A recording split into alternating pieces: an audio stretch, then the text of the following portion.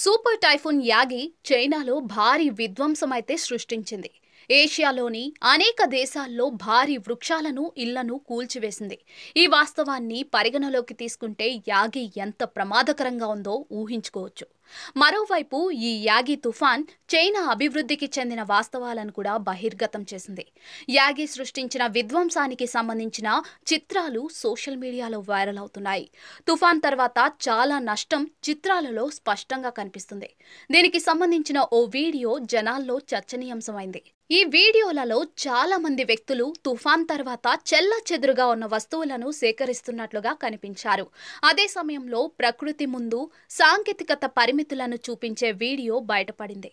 నగదు రహిత సమాజం కావడంతో తుఫాన్ ధాటికి నిత్యావసర సరుకులు కొనుగోలు చేసేందుకు ప్రజలు నానా అవస్థలు పడుతున్నారని వీడియోలో స్పష్టంగా చూడవచ్చు. మొబైల్ ఛార్జింగ్ కూడా పెట్టుకోలేని పరిస్థితి నెలకొంది. ఒక చిన్న దుకాణం చుట్టూ భారీ సంఖ్యలో ప్రజలు గుమిగూడి తమ ఫోన్లు ఛార్జింగ్ కోసం ఎదురు చూస్తూ ఉన్నారు.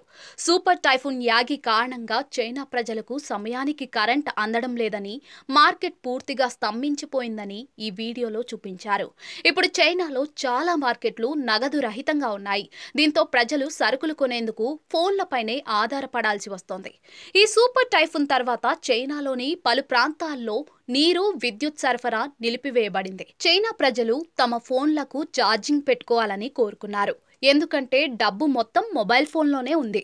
మొబైల్ ఫోన్ లేకుండా మీరు బ్రెడ్ ముక్క కూడా కొనలేరు అంటూ ఓ వీడియో షేర్ చేశారు. నగదు రహిత సమాజంలోని ప్రతికూల కోణం ఇది. ప్రజలు అవసరమైన వస్తువులను కొనుగోలు చేసుకోవాలన్నా ప్రస్తుతం ఫోన్లపై ఆధారపడుతున్నారు. దీంతో అత్యవసర పరిస్థితుల్లో చైనీస్ ప్రజలు తమ ఫోన్లను ఛార్జ్ చేయడానికి ఎంత అతలాకుతలమవుతున్నారో ఈ వీడియోలో చూడవచ్చు.